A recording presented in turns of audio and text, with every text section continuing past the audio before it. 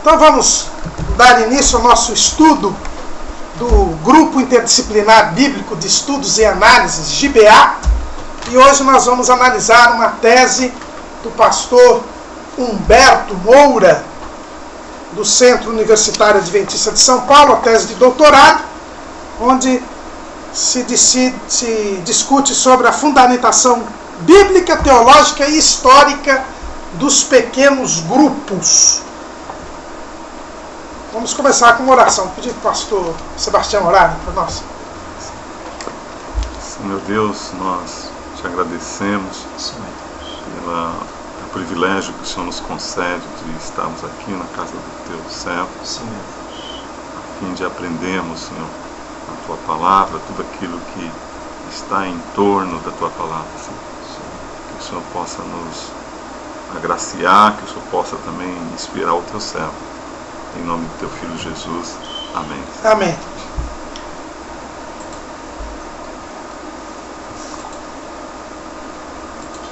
Nós então vamos recomeçar aí, lembrando, né? Faz tanto tempo que a gente viu essa tese do pastor Humberto Moura, que ele fez um estudo, né? Ele é o maior entusiasta dos pequenos grupos na Igreja Adventista. Então essa tese de doutorado dele é até para defender aí a sua posição a favor dos pequenos grupos. Ele define pequenos grupos, vocês se lembram lá no capítulo, na página 28 da tese, ele diz assim, que pequenos grupos são um processo organizado intencionalmente para o crescimento, conservação e preparo final da igreja. Tem como objetivo a missão espiritual, social, profética e escatológica sob a direção da vontade de Deus, revelada na Bíblia, e a direção do Espírito Santo. Desenvolve-se a partir de reuniões interativas em grupos de 3 a 12 pessoas, que acontecem em dia, local e horário, buscando através do louvor, da oração, do testemunho e do estudo da palavra, o aperfeiçoamento de cada cristão, família e congregação. Então ele diz que o pequeno grupo é essa reunião da igreja em grupos de 3 a 12 pessoas, onde se cumprem as missões da igreja. Porque é interessante que ele fala que a missão da igreja ela é cumprida nesse pequeno grupo, né, de 3 a 12 pessoas. Então aqui, eu vou até aqui procurar abrir aqui a tese dele aqui. Já tem o link aí no Twitter da tese dele.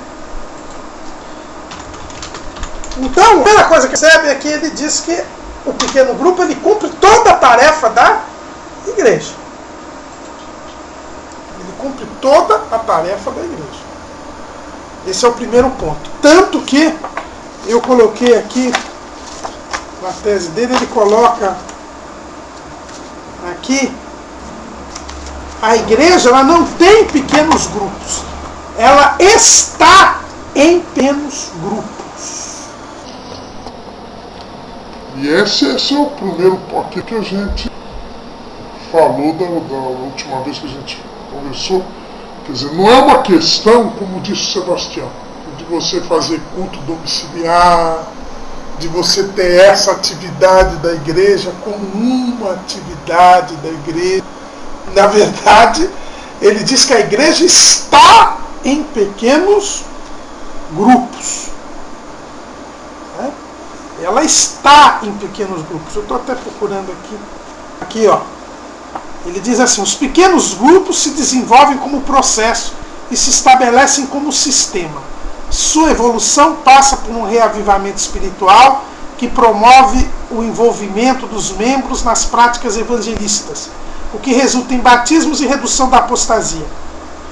Passa pelo surgimento de uma consciência coletiva quanto à sua importância para a vida dos membros, da família e da igreja. Quando isso acontece, podemos dizer que a implantação do projeto foi um sucesso.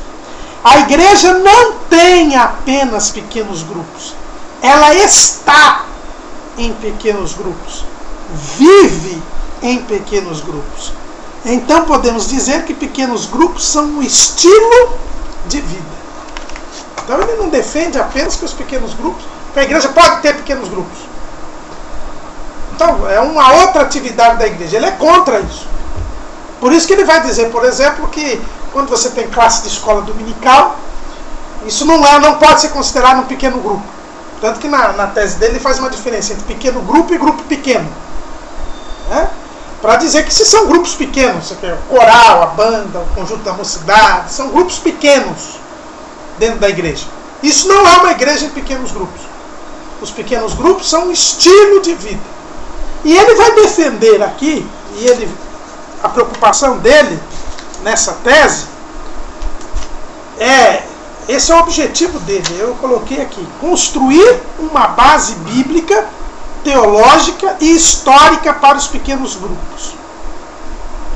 Então ele vai discutir, já que hoje ele defende a implantação desse sistema na igreja adventista, já que outras igrejas têm adotado o sistema de células, seja no G12, seja lá quando o Po Yung Cho aplicou esse sistema lá na igreja na Coreia, na igreja dele na Coreia. Então ele vai tentar justificar a base bíblica para isso e a base teológica para isso. Por quê? Porque ele admite que não existe uma clareza, algo explícito, algo assim evidente a respeito disso na Bíblia. Ele começa citando lá na página 32 que Ralph Neighbor, que é um também dos grandes nomes da Igreja Batista lá americana, que implantou o sistema de células, ele diz que as células não estão baseadas sobre um sólido entendimento teológico do porquê de sua existência. Então ele admite, o Humberto Moura, que por que ele faz uma tese de doutorado? Você sabe que a tese de doutorado ela é ineditismo, né? Tem que ter uma coisa nova. Então ele diz, olha, não existe uma sólida base teológica, bíblica, não tem nem a palavra célula, nem pequeno grupo na Bíblia. O que também não quer dizer que ela não tenha base bíblica, porque a gente aqui não é testemunha de Jeová. Né? Testemunha de Jeová diz que não existe trindade porque não tem a palavra trindade na Bíblia. Então isso não tem fundamento. Existem princípios, existem regras bíblicas, você não precisa ter a palavra. Né? Então, o fato de não ter a palavra célula na Bíblia não quer dizer nada. A gente precisa ver dentro do sistema bíblico se esse sistema de pequenos grupos é realmente um sistema bíblico. Se pode haver um estilo de vida nesse sentido, como ele diz aqui. E ele foi procurar a base bíblica. Ele começa dizendo que as pessoas procuram buscar textos da Bíblia para basear as células. O primeiro texto, quem lê para mim, é em Êxodo 18 e 21. Então eles procuram usar Êxodo 18 e 21 como uma base para os pequenos grupos, como ele chama as células. Alguém lê para mim? Êxodo 18, 21. Mas procura dentre todo o povo homens capazes, tementes a Deus, homens de verdade, que aborreçam a avareza, põe sobre eles por chefe de 1000, chefes de 100, chefes de 50 e chefes de 10. Deuteronômio 1 e 15, nós não vamos nem ler porque é repetição. Não, lê, pode ler, vai. É bom a gente ler. Deuteronômio 1 e 15. De modo que tomai os cabeças de vossas tribos, homens sábios e respeitados, e constituí cabeça sobre vós, por comandante de 1000, de 100, de 50, de 10, e por oficiais segundo as vossas tribos. Isso. Esse texto, eles procuram mostrar que Deus mandou que Moisés dividisse o povo em pequenos grupos. pequenos grupos. O que, na verdade, vejam bem, não é o que está ensinando o texto. O que Deus mandou? Mandou Moisés dividir o povo administrativamente. Aquele só foi um conceito de Jetro, não é? Não foi um conceito de Jetro, que disse, olha, você não pode ficar cuidando. Tinha uma verdadeira fila de INSS lá em Israel, no deserto, e Jetro falou, você vai morrer, Moisés, e não vai resolver nada. Então foi uma divisão de tarefas administrativas. Não foi uma divisão do povo em pequenos grupos, até porque o povo era dividido em tribos. A divisão do povo era em tribos, tanto que quando foi repartir a terra, foi repartir em tribos. Então não havia essa mudança, essa questão. Então, na verdade, esses textos que são usados para dizer que Deus quer o seu povo em pequenos grupos, não é correto. E o próprio Humberto Moura me mostra isso. Não é base. Quer dizer, o sentido ali era totalmente outro. Era no sentido de dividir as tarefas para julgar as causas, para administrar o povo. Uma questão de governo. No Novo Testamento, também se procuram alguns textos para dar base para os pequenos grupos. O primeiro deles é Romanos 16:5. Então, Humberto Moura, não é ele quem defende isso, ele diz que os entusiastas das células procuram buscar estes textos para basear o seu sistema. Romanos 16:5. Dá um toquezinho ali só pra gente ficar assistindo assim. Romanos 16:5. Saudai também a igreja que está em sua casa, saudai a Epaneto, meu amado, que é as primícias da Ásia em Cristo. E 1 Coríntios 16:19. Aqui no caso ele fala, o ponto que ele pega é a igreja que está em sua casa. Exatamente. 1 Coríntios 16:19. 16:19. As igrejas da Ásia vos saúdam. Saúdam-vos afetuosamente no Senhor, Áquila e Priscila, uma igreja que está em sua casa. Colossenses 4:15.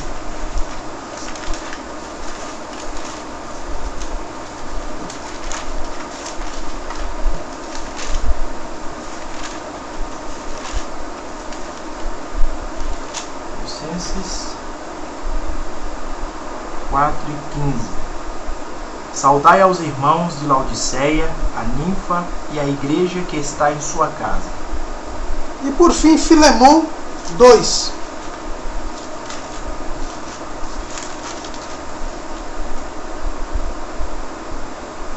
E a irmã Áfia e a Cripo, nosso companheiro de luta, e a igreja que está em tua casa. Todos esses versículos nos falam de igrejas que estavam em casas.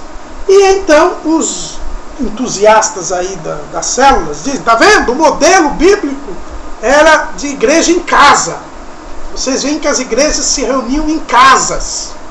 Então não havia esse negócio de templo, não havia essa multidão indo adorar a Deus num templo. Isso é coisa do pagão. Os pagãos é que faziam isso. Vocês veem o templo de Diana, ou era coisa do judeu, o templo de Jerusalém. As igrejas, elas começaram em casas. Esse é o modelo genuinamente cristão. Só que isso não tem base.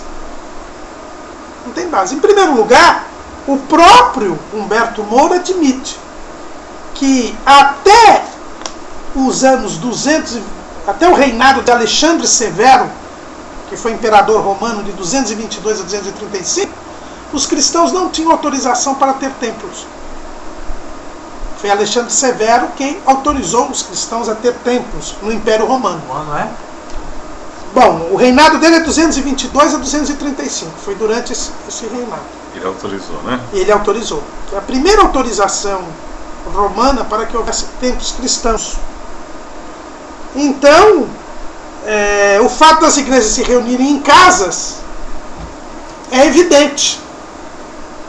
Né? É evidente. Por quê? Porque eles não tinham autorização para construir templos. A religião cristã sempre foi perseguida pelos romanos, justamente porque não admitia o culto ao imperador. Nós tivemos 10 perseguições pesadas no Império Romano até o ano 313, quando houve o Edito da Tolerância de Milão, no tempo de Constantino. Então, o fato das igrejas se reunirem em casas não quer dizer que houvesse um modelo bíblico, modelo apostólico de reunião em casa. Eles se reuniam em casa porque era o único lugar que eles podiam se reunir. Essa aqui é a grande verdade. Então isso não serve como estabelecimento. Até porque em Jerusalém eles começaram a se reunir no templo e nas casas. Não é? É o que a gente vê lá em Atos. Atos, capítulo 5.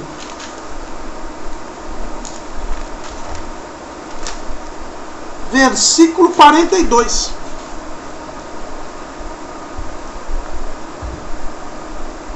Atos 5:42. E todos os dias no templo e nas casas não cansavam de ensinar e anunciar a Jesus, o Cristo. Então a igreja primitiva em Jerusalém se reunia no templo e também se reunia nas casas. Logicamente que com a perseguição que veio sobre os cristãos, eles não puderam mais se reunir no templo em Jerusalém. Até porque eles foram dispersos de Jerusalém. Então, na verdade, dizer que o modelo bíblico era de casas contra um templo, não é verdade. Não tem respaldo bíblico. Mas mais além ainda, quando a gente vê as viagens de Paulo, Paulo ia pregar onde? Nas sinagogas. Ele ia pregar nas sinagogas, que eram os templos dos judeus. Ele ia pregar nas sinagogas. Até só em Éfeso, a gente vê isso lá em Atos, capítulo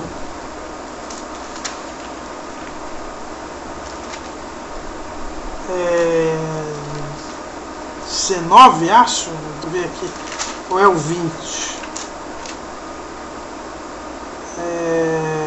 Não, acho que é o 19. Paulo pega em Éfeso, 19, versículo 9. Leu de 8 e o 9 para a gente ter o sentido. Atos dos Apóstolos, capítulo 19, versículos 8 e 9. Paulo entrou na sinagoga e falou ousadamente por 3 meses, discutindo e persuadindo acerca do reino de Deus. Mas como alguns deles se endurecessem e não obedecessem, falando mal do caminho perante a multidão, retirou-se deles, levou consigo os discípulos e discutia todos os dias na escola de Tirano. Então essa escola de Tirano, o pastor Nelson Rocha, o Alderim Nelson Rocha, ele costuma dizer que foi o primeiro salão cristão, porque até então se reunia sempre na sinagoga, mas em Éfeso houve um repúdio tão grande dos judeus, uma resistência tão grande dos judeus, que Paulo não pôde mais usar a sinagoga e acabou indo para uma escola. E vocês lembram o que eram as escolas? As escolas, a palavra escola quer dizer o quê? Normalmente era um local amplo, né, que a gente podia dizer hoje um salão, né, que ficava sempre perto dos templos gregos, né, onde se dava aula para as crianças. Inclusive até a própria palavra aula quer dizer sala, né? Tanto que se você vai hoje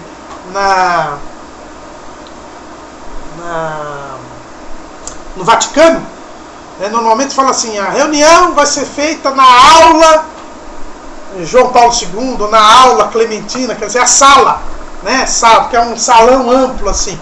Então é aula, daí que vem a palavra aula. Por quê? Porque os professores ensinavam as crianças nesse espaço amplo que normalmente ficava nas entradas dos templos, nas cidades gregas. Éfeso era uma cidade grega. E Paulo foi dar aula numa escola, né? Numa escola desse tirano, é o primeiro salão. Então, por quê? Porque ele não pôde se reunir na sinagoga. Então, aqui já tem uma prova de que a igreja tinha um local onde ela se reunia que não era casa de ninguém. E todo mundo se reunia. E era muita gente, porque o capítulo 19 aí de Atos diz que uma multidão se convertia ao evangelho em Éfeso. Então dizer que as reuniões dos cristãos eram feitas em pequenos grupos no Novo Testamento, né, na igreja apostólica, nos primeiros dias, na igreja primitiva, não tem respaldo bíblico. Essa reunião era sempre circunstancial, né? Pois é. Uma circunstância por causa de uma circunstância. E nessas circunstâncias, quando o grupo cresce, por causa de uma circunstância. É impossível ser na casa, né? Então, realmente não tem o porquê dizer que o modelo bíblico era esse. O modelo neotestamentário é esse. Havia reuniões em casas? Havia. Mas por quê? Porque, primeiro, eles não podiam ter templos. Segundo, era uma religião minoritária. Né? E as pessoas se encontravam, né? se reuniam nas casas. Não que houvesse que a igreja estava em pequenos grupos, estava em casas. Aliás, a aparição da igreja, a reunião da igreja em locais diferentes, vai exatamente contra essa ideia de que a igreja está em pequeno grupo. Exatamente. Porque você trocar a igreja de local, de localidade, por causa da circunstância, vai muito além disso, porque isso diz que a forma primordial da igreja não está no lugar. Isso já entendi, gente. Não está no lugar, está naquilo que a igreja é. Não entendeu, né? Exatamente. Agora você vem pra cá. Vem pra cá. Vem pra cá, assim. Então, essa é uma realidade. A igreja não está num lugar. Gostei muito dessa.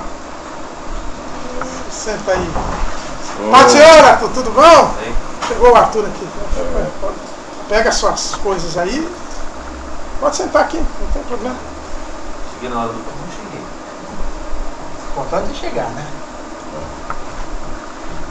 Pode ficar à vontade que a câmera não pega isso. Então, justamente hoje, Arthur, deu um problema do meu telefone. Bom, meu pai foi internado, minha irmã mandou um e-mail, eu vi aqui pelo e-mail que ele tinha sido internado, porque ela não conseguia falar comigo no telefone. Aí eu fui conferir o e-mail de manhã, aí eu já peço até oração por ele. 8 horas, liguei. Então, ela falou que estava dando fora de serviço.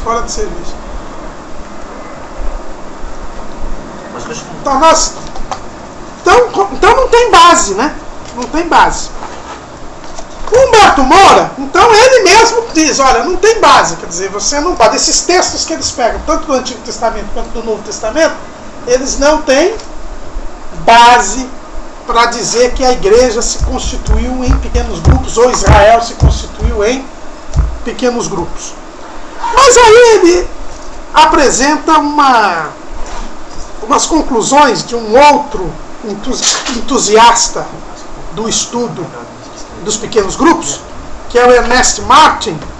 Ernest Martin, lá na página 43 da tese, ele tira umas conclusões tentando salvar essa falta de base bíblica para os pequenos grupos. Ele tem algumas conclusões que são as seguintes. A primeira, ele diz assim, olha, a igreja adotou o sistema de igrejas em casas mesmo antes do momento em que sofreram perseguição. Então a primeira coisa, ele diz, tudo bem, a base aqui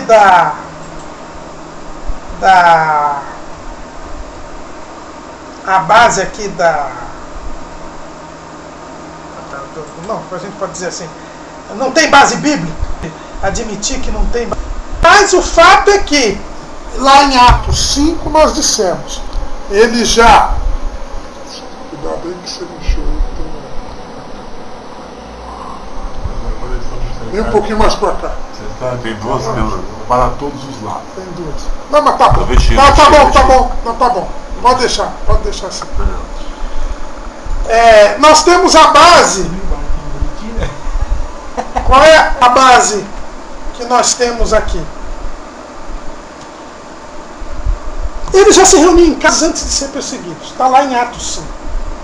O que também não quer dizer nada, porque eles recebiam em casa, mas também iam ao templo. Então o fato de eles se reunirem em casa e no templo, mesmo antes da perseguição, eles se reuniam em casa, mas isso não quer dizer que o modelo fosse em casa. Primeiro ponto. Então ele procura salvar esse sistema, né? Ele diz assim, não, a igreja adotou o sistema de igrejas em casa mesmo antes do momento que sofreram perseguição. Segundo, ele diz assim, nem todos os crentes eram pobres.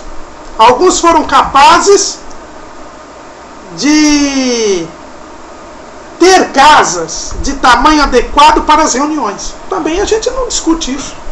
Certamente, Filemão é um exemplo. Filemão era uma pessoa rica, tinha escravos. E logicamente ele tinha uma casa, ele usava a sua casa para os cultos. O que aliás era comum naquele tempo. Por quê? Se você for ver os romanos, de onde vem a origem da palavra lar? Lar. O que era o lar? O lar era o local onde se cultuavam em casa os antepassados, em Roma. Então quando se falava lar, era o grupo íntimo da casa que adorava os seus antepassados. Então o culto em casa era algo comum também entre os pagãos. Né? E é natural. Então ele procura dizer assim, não, tinha alguns crentes abastados que traziam as suas casas para ter reunião. Não tem problema nenhum. Ninguém está dizendo que os crentes não se reuniam em casas. Esses versículos aqui mostram que os crentes se reuniam em casas. Mas os cristãos se reuniam em casas não porque fosse um modelo estabelecido para o culto. Era uma circunstância, como disse o Vitor. Até mesmo quando um ministério está começando, né? Não tem número suficiente. Reúne em casa. Até porque se você pegar o contexto bíblico de Atos dos Apóstolos, você vai ver, a gente vê claramente que a igreja se reunia em 3 lugares diferentes, né? Na sinagoga, no caso de Paulo, na escola. Pode usar aqui, sem problema. Ela se reuniu nas casas, na escola e no templo sem problema nenhum, né? Não tinha nem para a igreja nascente, não tinha nenhum problema se era em casa, se era no templo. Parece que eles não tinham problema nenhum, não tem obrigatoriedade de ser na casa ou de ser em um lugar específico. Eles conseguiam adorar a Deus e ensinar a respeito do Evangelho nesses 3 lugares com a mesma facilidade, não tinha problema nenhum. Outro ponto que esse Ernest Martin diz é que em grandes cidades, tais como Corinto e Roma, havia mais de uma igreja em casa. Isso pode explicar, em parte, as divisões em Corinto. Ele diz, grandes assembleias se reuniam compostas por grupos menores. E ele dá o exemplo de Romanos 16 e 23. Quem vê pra gente lá?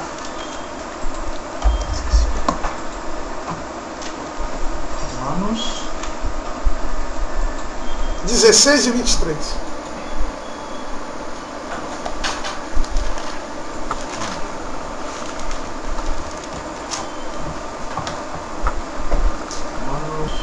Romanos 16 e 23. Saúda-vos Gaio, meu hospedeiro, E de toda a igreja, saúda Asto, tesoureiro da cidade, e o irmão Quarto. Ele diz aqui por causa dessa palavra hospedeiro.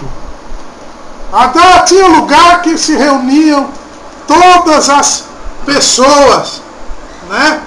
O Gaio era o hospedeiro, então era um lugar maior onde as pessoas se reuniam. Também eu não vejo isso nesse texto. Vocês conseguem ver? Eu não consigo ver isso. Eu só vejo que esse homem ele hospedava o apóstolo Paulo quando ele ia lá, em Corinto. que ele diz aqui, saúda-os Gaio, meu hospedeiro, e de toda a igreja. Isso é. Não, quer dizer, ele era hospedeiro de toda a igreja, quer dizer, era a pessoa designada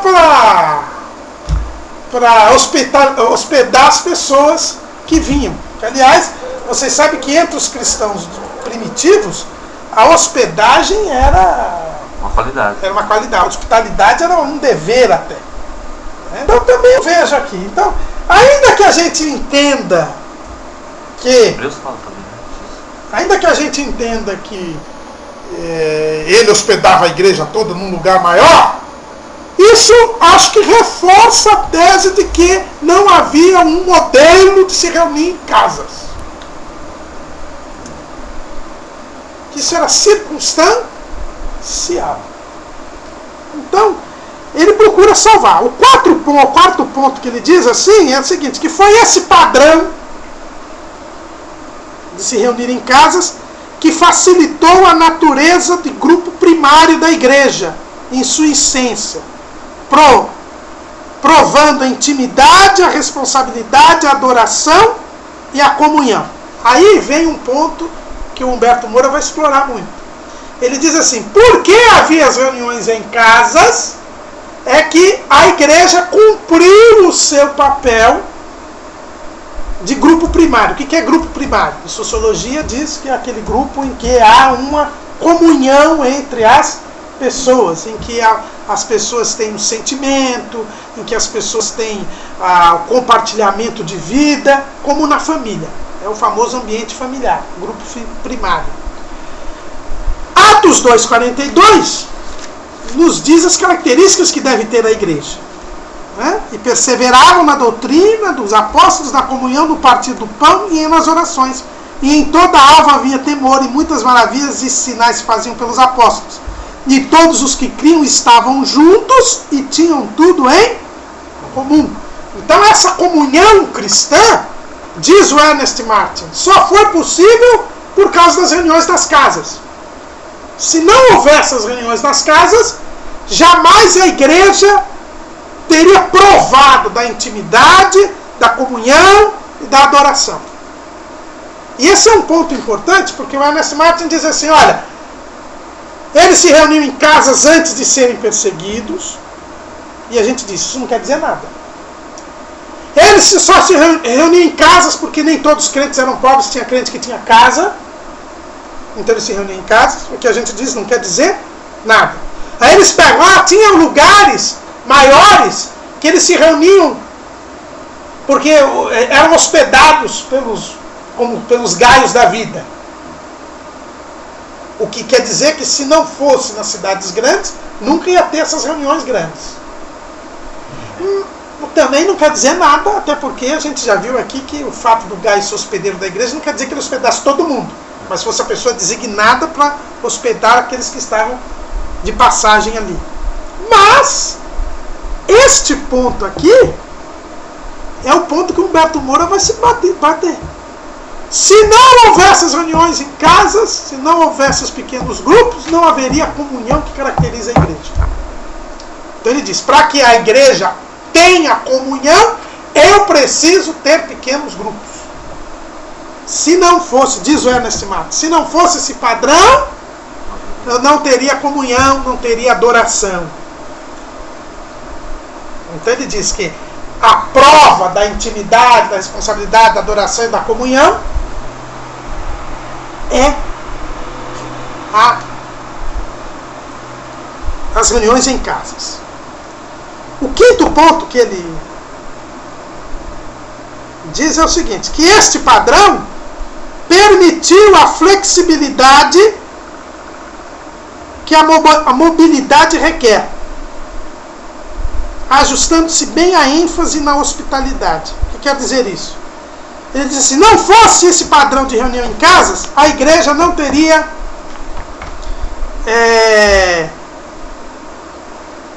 podido se movimentar à medida que havia propagação da fé. Se não fosse esse modelo em casas e a hospitalidade decorrente desse modelo em casas, jamais a igreja poderia dar cabo do crescimento. Porque Então, esse modelo era necessário para que a igreja desse conta do crescimento da fé. Fala. Se fosse outro estilo, então, de culto, que não fosse em casa, isso seguraria os crentes em locais fixos. Exatamente. E dentro da dinâmica do Império Romano, eles não teriam prosperado. Que é o que acontecia com os cultos pagãos. Os cultos pagãos, eles eram localizados, eles tinham as suas sedes, né, os deuses das cidades, e aqueles cultos não cresciam. Quando muito, em Roma, eu até estava lendo, depois eu vou mostrar para vocês um livro aqui interessante, que eu ganhei lá em Jundiaí, um historiador que não é cristão, falando a respeito da época da igreja em Constantino, do papel de Constantino para o cristianismo, e ele costumava dizer o seguinte, que uma das partes lá ele diz exatamente isso, que Roma, como ela era a capital do império, o máximo que se conseguia era o famoso panteão. Quer dizer, você trazia o deus de lá, colocava lá no templo do panteão, ou alguns cultos de alguns deuses que cresceram, eles abriam um templo em Roma. Mas se não tivesse o templo, eles não poderiam ser adorados em Roma. Que é o caso de Ísis, por exemplo, que era a deusa egípcia, que passou a ser venerada por muitos romanos, aí abriram um templo de Ísis em Roma. Então, diz o Ernest Martin que se não fosse esse modelo, esse padrão, a igreja não teria dado conta do seu crescimento. E o sexto ponto que ele diz é o seguinte, que é esse modelo que explica a propagação da fé cristã. Sem este modelo não teria havido crescimento. No item anterior, ele diz que esse modelo foi tal que permitiu a flexibilidade para dar conta do crescimento. Mas ele depois diz, não fosse esse modelo, não haveria crescimento. E aí vem um dos pontos que defendem a questão da célula. O movimento celular diz que, como a ordem de Jesus é a evangelização de todo mundo, isso só é possível diante desse modelo. Então esse seria o modelo da igreja. Porque o modelo da igreja é o modelo da evangelização. É o modelo da propagação, do crescimento. Então, sim, esse é o modelo da igreja, dizem eles. Tem um raciocínio, uma parte do raciocínio está correta, né? Uma parte, esse que é o problema, é só uma parte. Israel, você citou lá nos esboços, lá o texto do John Piper, que fala da religião do venha ver, e a religião do vá anunciar. E ele diz que Israel estaria enquadrado na primeira parte lá do venha ver. Então por isso que Deus encheu Israel de bens materiais, de riquezas. E não fez isso com a igreja, porque a igreja tinha a função de ir. Por isso não podia ficar parado. Não. Mas isso não quer dizer que esse não ficar parado seja necessariamente não ter um lugar fixo para cultuar a Deus. Ou seja, e não ter grupos grandes. Necessariamente serem grupos pequenos. Porque aí você troca a ênfase de missão para a forma de missão. Exato. Porque é uma coisa... segundo essa turma, a missão só pode ser feita dessa forma. Então, aí você troca a missão pela forma de missão. Você sempre atrelar a missão da igreja a uma forma específica de se fazer essa missão, me parece um erro assim meio complicado. Se você olhar, por exemplo, já que nós estamos aqui no livro de Atos, por exemplo, você vai ver que para a igreja nascente o que menos importava era a forma.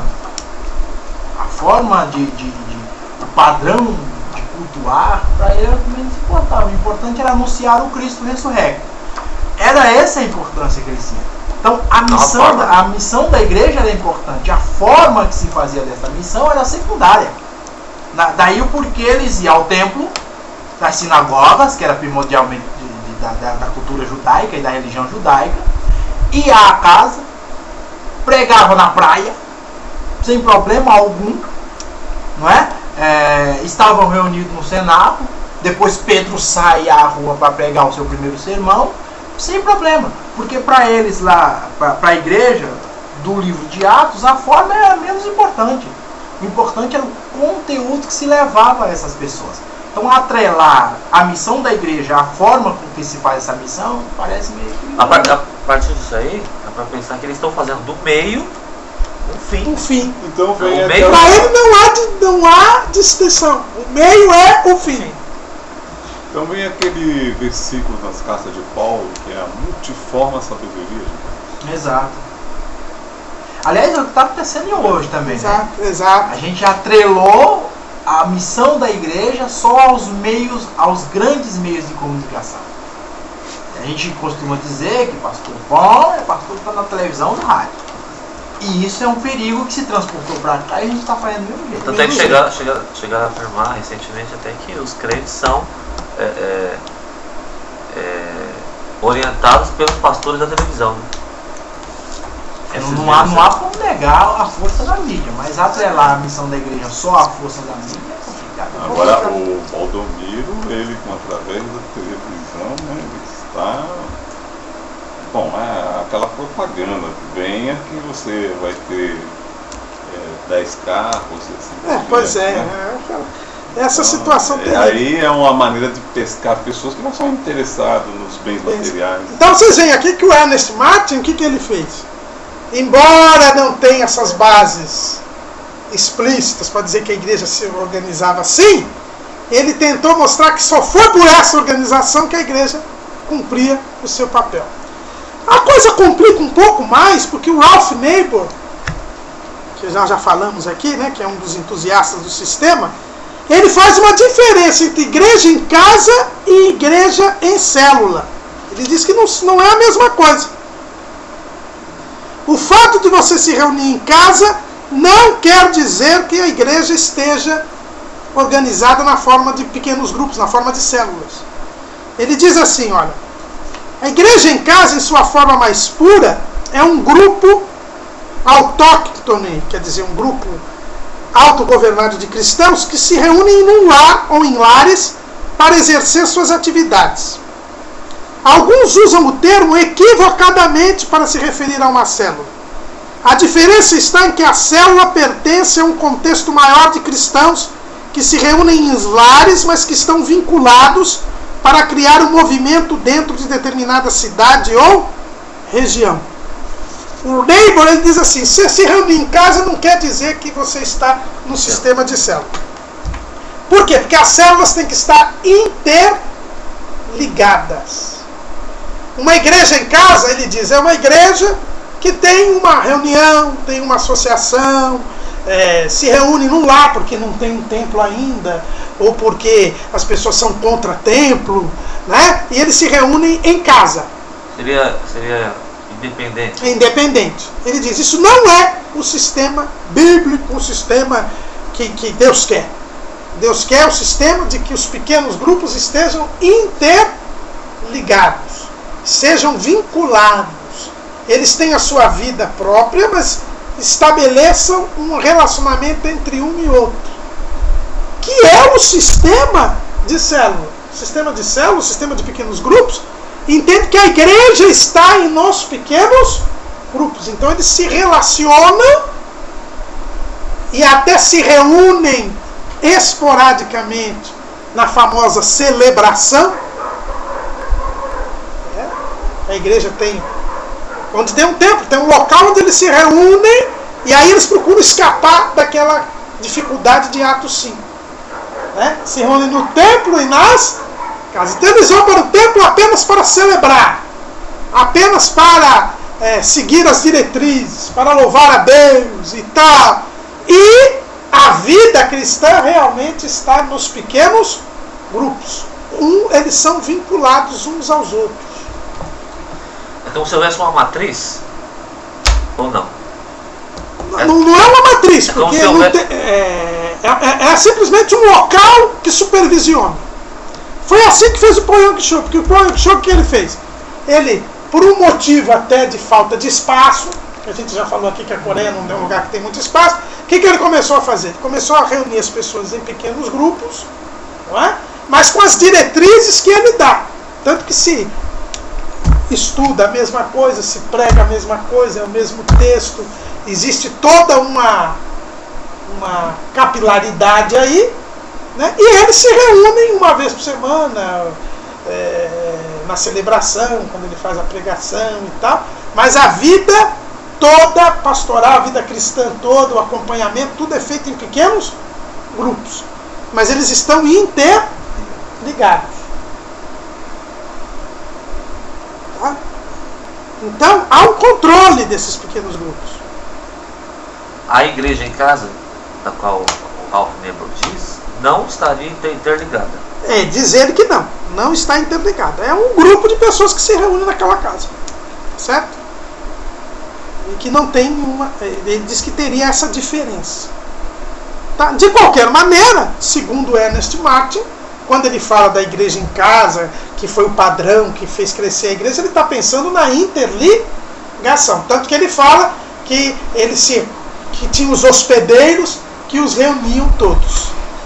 Né? Aí então, depois de ter enfrentado estas questões, o Humberto Moura ele diz assim, olha, tudo bem, a igreja tem que se reúne em pequenas casas, em pequenos grupos, esse é o modelo bíblico, embora a Bíblia não seja explícita a respeito, ele traz o Ernest Martin, traz o Nebel para tentar defender que só assim que a igreja cumpre o seu papel, mas qual seria o fundamento teológico disso? Porque, na verdade, ele diz assim, eles partem para o lado da comunhão, da comunidade. Então nós teríamos uma comunidade. Aí a gente volta para a sociologia. Sociologia, um dos primeiros sociólogos, chamado Ferdinand Tönnies, ele diferenciava os grupos humanos em sociedade e comunidade. Na comunidade, nós teríamos aquele compartilhamento de vidas, que é o que a gente já falou aqui do grupo primário. Na sociedade, você tem um distanciamento das pessoas, não é? Você tem, elas convivem, mas elas não compartilham os seus sentimentos, não compartilham as suas vidas. Então, não é comum, né? Ele diz assim, não é comum, né? Não torna tudo comum. Então, eles procuram, diz Humberto Moura, justificar o pequeno grupo na comunidade. Na comunidade, onde eu teria comunhão. Mas ele diz, mas isso aí é um fundamento sociológico. E ele quer um fundamento teológico. Não é?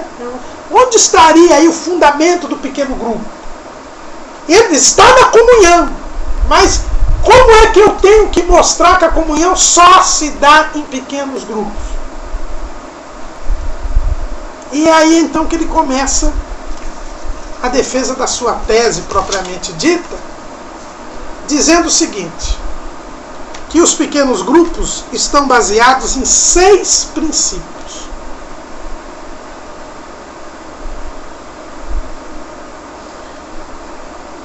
Qual é o primeiro princípio dos pequenos grupos, ele diz? É exatamente o princípio da comunidade. Onde eu vejo esse princípio? Ele diz, eu vejo em Gênesis, nos capítulos 1 e 2. Quando Deus criou o homem. Ele criou o homem para que o homem vivesse em comunidade com ele. Quando Deus criou o homem para que ele vivesse em comunidade com Deus. Por isso, comunidade. Por enquanto ele está falando da comunidade. Eu sei, mas essa comunidade dele aí, nesse sentido, nós entenderemos como comunhão. Não, ainda não. O segundo princípio vai ser da comunhão. Na comunidade é o seguinte, você, é aquele negócio, você vive compartilhando a sua vida com Deus. Isso é a comunidade. A comunidade é um compartilhamento com Deus. Quando Deus criou o homem para que ele tivesse um compartilhamento com os homens e com Deus. Não é assim que a gente vê? Deus criou Adão, criou Eva, colocou no jardim e vinha na viração do dia, todo dia conversar com eles. A comunidade. Então essa é a comunidade. Foi estabelecida uma comunidade entre Deus e o homem. Nesse sentido, a comunidade, a gente entende que os dois lados da comunidade, o A e o B. O A compartilha com o B e o B compartilha com o A. Isso. Ele está dizendo então que o homem compartilha com Deus e existe a reciprocidade. Certo? Certo. Deus criou o homem dentro desse princípio. Não é bom que o homem esteja só. Então é aquele famoso princípio da sociabilidade, né? Que ele chama aquele princípio da comunidade. Então o homem não foi feito para ficar só. Ele foi feito para viver em grupo, não só um grupo com ele, mas com Deus. Então começa daí. Então ele diz, essa base sociológica que eles procuram defender a célula, tem uma razão de ser, mas é apenas um princípio. O homem foi criado para viver em grupo e esse grupo foi criado para viver com Deus. Esse é o primeiro ponto. O segundo princípio, aí sim, é o princípio da comunhão.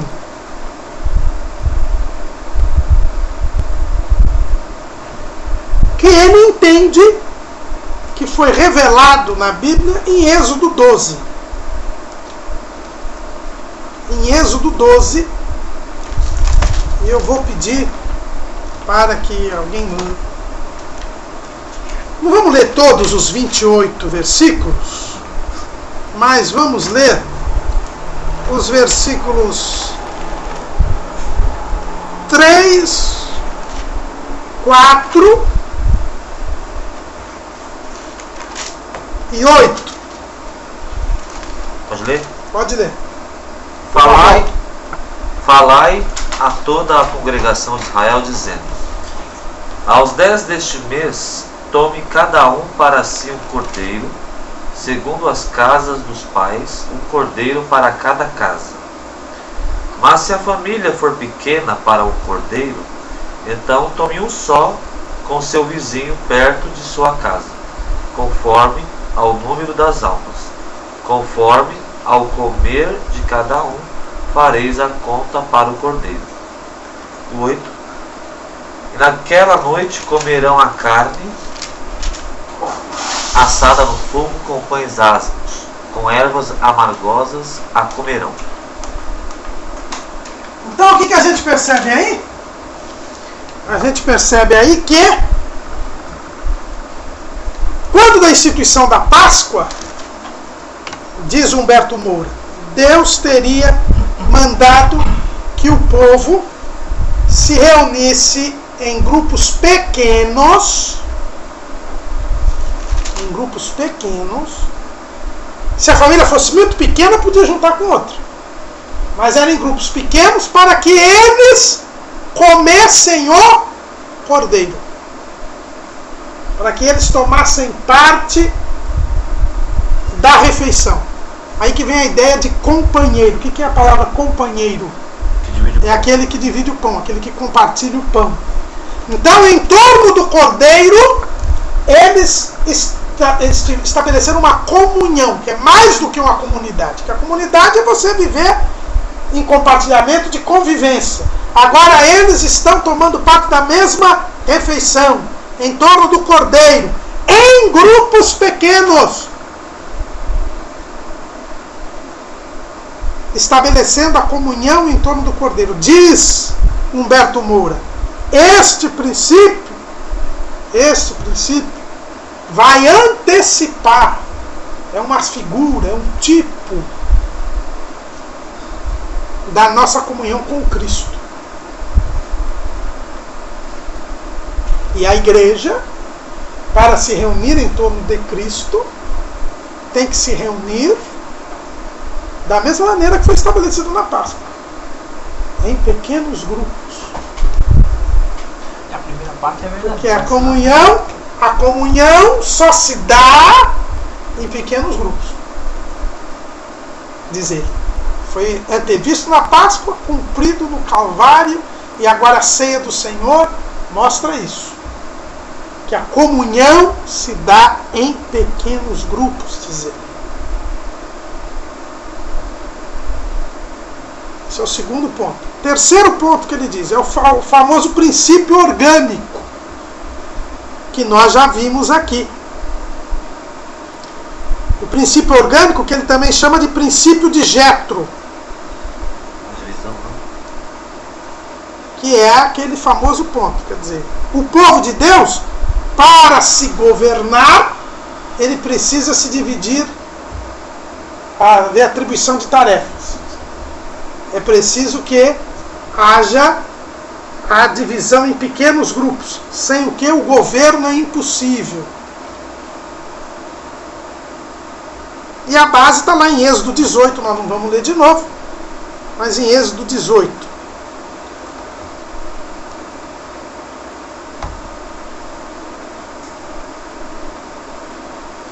Na página 78, ainda falando do princípio da comunhão, olha o que ele diz. Comunhão como participação comum na graça de Deus, a salvação de Cristo e o Espírito no ser interior, não pode ser alcançada na massa, na multidão, na desordem, mas na serena comunidade de grupos pequenos. Então, ele diz, a comunhão com Cristo, ela não pode ser vivida a não ser nos grupos pequenos. Na massa, na multidão, na desordem, isso não é possível. Eu concordo que na desordem realmente não é possível, mas a massa não quer dizer obrigatoriamente desordem. E se isso é uma figura lá da nossa comunhão da igreja com Cristo, nós temos exemplos na Bíblia de massas em comunhão com Deus. Pelo menos, ou restabelecendo a comunhão com Deus, como por exemplo lá o caso de Neemias. O caso de Neemias, ele vai dizer para você assim. Depois eu vou dar uma dica. Lá, diz que a igreja como um só homem, diz lá. Mas ele vai dizer para você o seguinte, como um só homem, mas em que forma? E aí ele vai dizer assim, 8 e 11 de Neemias. E os levitas fizeram calar a todo o povo, dizendo, calai-vos, porque esse dia é santo, por isso não vos entristeçais. Então todo o povo se foi a comer, e a beber, e a enviar porções, e a fazer grandes festas, porque entenderam as palavras que lhes fizeram saber. O que diria Humberto Moura? Tá vendo? A comunhão se deu quando eles se dividiram em pequenos grupos, que não foi todo mundo comendo lá. Eram eles ali nas refeições. Os levitas foram explicar depois. Tudo bem, mas o povo chorou, o povo se arrependeu a partir da exposição da palavra, que foi em conjunto. É a celebração. É a celebração. Mas a comunhão só é vivida em pequenos grupos.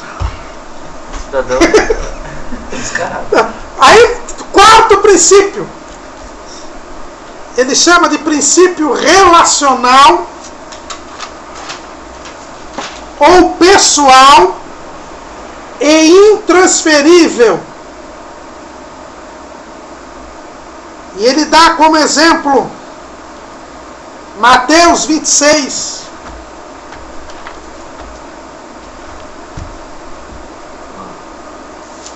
De 26 a 28. E quando comiam, Jesus tomou o pão e, abençoando, o partiu e o deu aos discípulos e disse, tomai, comei, isto é meu corpo.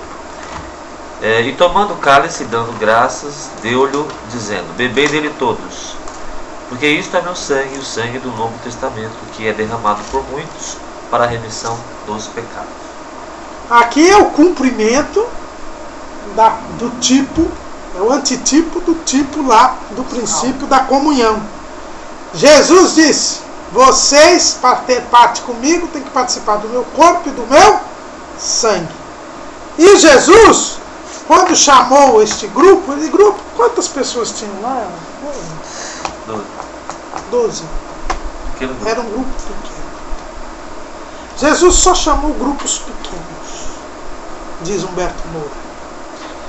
Marcos 3, 13 a 14. Não, mas aí quando Paulo dá ordem lá para quem tem fome come em casa, mas ele fala para a igreja de Corinto, a igreja toda. Foi uma reunião circunstancial. Você não falou, que eu já falei aqui que a igreja de Corinto, eles se reuniam às vezes e houve desordem. E houve desordem, Arthur. Ele precisou disciplinar isso, porque houve desordem, Arthur. A resposta. Marcos 3,13. Esse é o quinto princípio? Não. Não, é a continuação outro desse. exemplo. 3, Marcos. Esse princípio pessoal. Marcos 3, 13 e 14. Jesus subiu ao monte e chamou os que ele quis, e vieram a ele. Nomeou 12 para que estivesse com ele e os mandasse a pregar. Ele escolheu grupos pequenos. Por quê? Primeiro, o versículo diz: Isso na visão dele. para que houvesse comunhão espiritual. Ele chamou 12 para que estivessem com ele. Não dá para estar com Cristo na sua plenitude se não for em grupo pequeno. Por isso que é uma tese de doutorado. Né? E segundo, para quê? Para que eles pregassem o Evangelho. Ele não pegou os 500 irmãos para eles pregarem o Evangelho. Ele pegou um grupo pequeno de 12 para que eles pudessem evangelizar. Se ele não tivesse a comunhão com ele eficaz, plena, que só se daria em pequeno grupo, eles não poderiam cumprir a evangelização. Tudo bem, eu concordo.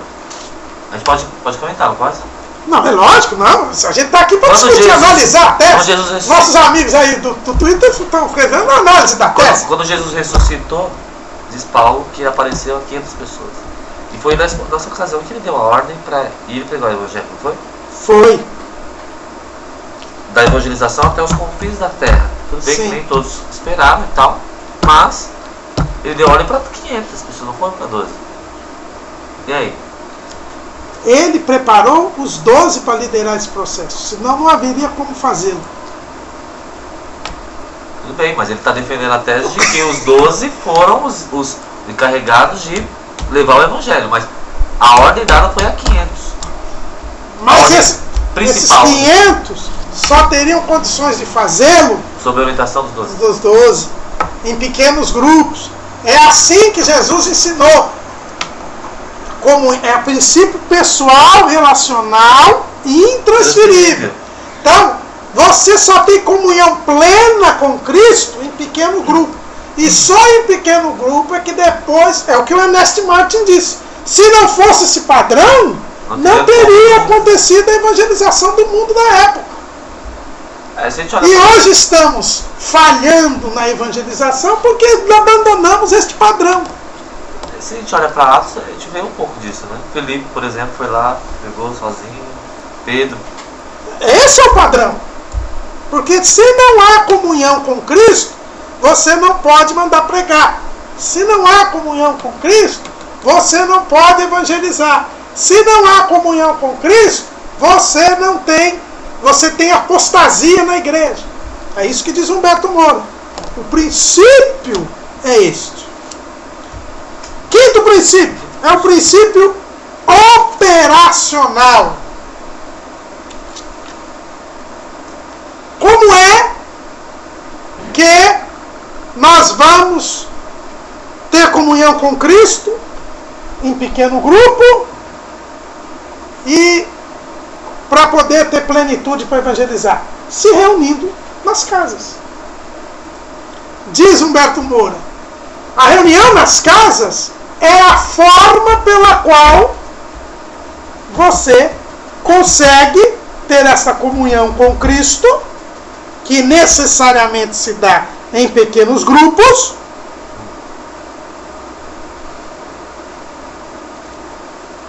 e esses grupos, diz Humberto Moura, biblicamente, esse grupo não pode estar entre 3 e 12 pessoas. Jesus usou o modelo do maior número possível, 12. Mas você pode ter um grupo com 3. Né? Aliás, um grupo começa com 3, né? 2 não dá uma. E ele dá um exemplo de um grupo de 3, que Jesus também reuniu 3. Reuniu 3. Quem lê para mim Mateus 17:1?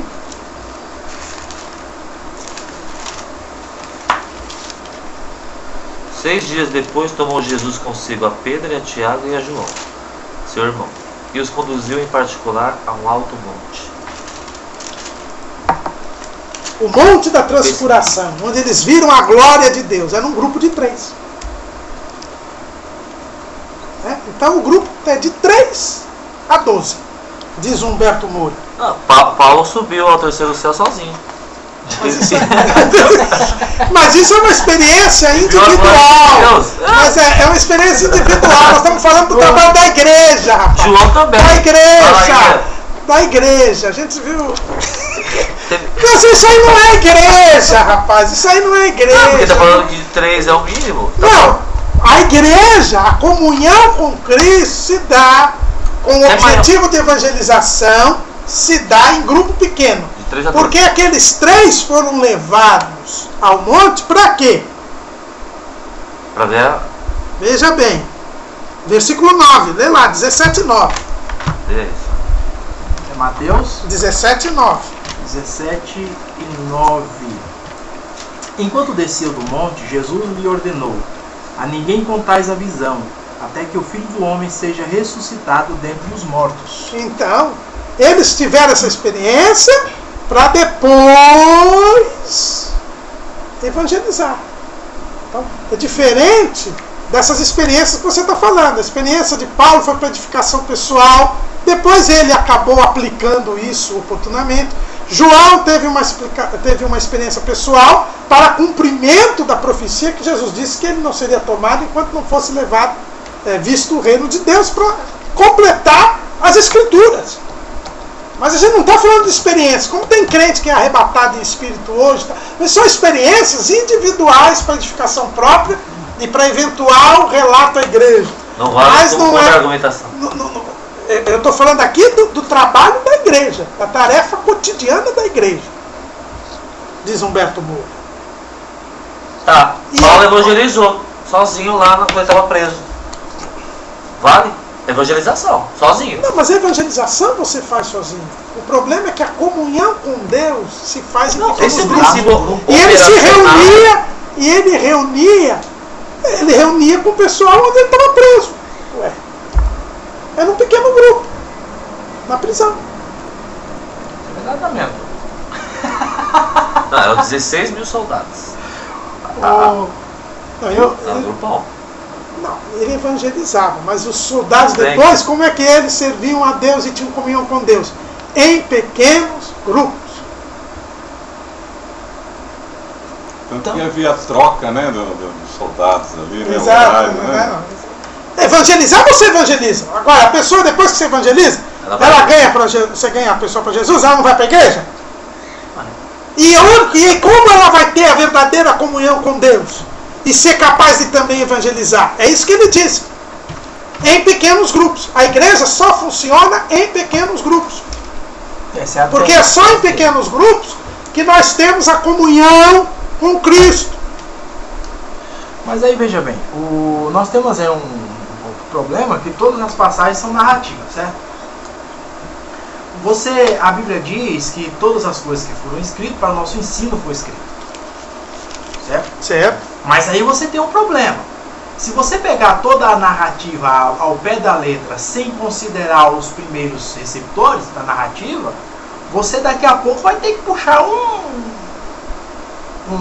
bode rua adentro, rua acima, cobrar. Porque a narrativa diz que para que houvesse perdão do pecado no antigo pacto, você tinha que arrastar um bode por aí para o sacrifício. Então pegar a narrativa pela narrativa é um problema. Mas ele pegou pelo princípio. Não, mas aí, ele falou assim, veja bem, o primeiro princípio da comunidade. Não é bom que o homem esteja só. Deus fez o homem para estar em grupo, comunhão com ele. Certo? Foi assim que ele criou o homem. Certo. É esse o propósito de Deus para o homem. Veio o pecado. Para se estabelecer a comunhão, qual foi a primeira figura, diz Humberto Moura, que aparece na Bíblia em que se estabelece a comunhão? Que foi a definição do povo, a libertação do povo do Egito. Deus estabeleceu o quê? Como um marco da libertação que ele passou a ser um povo de Deus. Qual foi esse marco? Foi a Páscoa. Sim. E como é que se deu esta comunhão? Como ela foi figurada? Mediante o Cordeiro, reunidos em grupos pequenos. E isso apontava para quê? Veja bem, ele pegou a narrativa, mas ele tá dizendo o quê? Que aquilo ali é um tipo da frente. E como é que se deu a comunhão? Tipificadamente, em grupos pequenos que comiam um cordeiro. Sim. Isso depois é reafirmado por Jesus. Quando Jesus quis estabelecer a comunhão, ele estabeleceu como? Aí Marcos 3, 13 e 14. Ele chamou 12 para que estivessem com ele. Quer dizer, eu só poderia ter essa companhia na pessoa, com a pessoa de Cristo em pequeno grupo. É isso que ele está dizendo. Mas o problema aí é o só. Não é nem o que eu faço, mas o só fazer por meio da Mas veja bem, ele está dizendo, Deus estabeleceu assim Israel. Sim. Jesus estabeleceu assim. Então eu tenho que seguir o que Jesus estabeleceu. Não, Jesus estabeleceu para aquele período específico. Por que para aquele período específico? Porque ali você tinha uma construção que não dava margem. Como é que você ia juntar 3.000 pessoas se a igreja que nem era igreja ainda, diga-se passagem, não é? Porque a igreja só surge no capítulo 16, como igreja, e só é inaugurado no capítulo 2 do livro de Atos, nem era igreja ainda. Verdade seja dita. Então você pega esse grupo e dizer que aquele princípio do Cristo, que é um princípio, aí tá certo. É um princípio. Então, mas esse princípio só pode ser aplicado a um grupo de no máximo 12 pessoas, aí é que está o problema.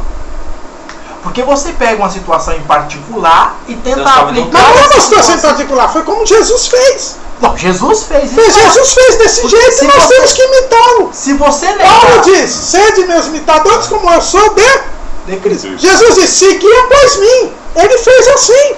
Mas se ele fez assim, eu tenho que seguir. Você negar. A igreja é o corpo de Cristo. Não, você negar que Cristo fez isso é burrice. Tá aí. Então, pronto. Se ele fez isso, você tem que fazer também. Transformar esse princípio particular histórico. Mas por que particular histórico? Porque aconteceu em uma época, em determinado fim. Eu acho que tem uma Mas resposta. foi o método que Jesus empregou. Particular? Não.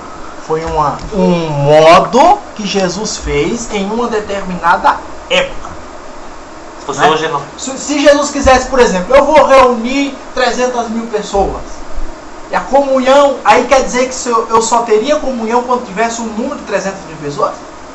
Não, mas é exatamente o contrário. Você só tem a comunhão quando você tem um pequeno número. Não existe tipo assim, comunhão. Por exemplo, a descida do Espírito Santo em Atos 2.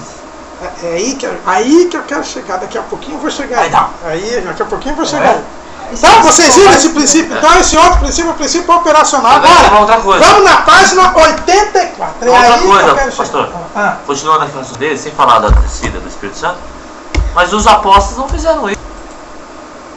Fizeram? Mas aí, que eles se reuniam em casas, que só houve o que o Ernest Martin disse, que ele só se cumpriu. Por exemplo, mas não tem quantidade aí.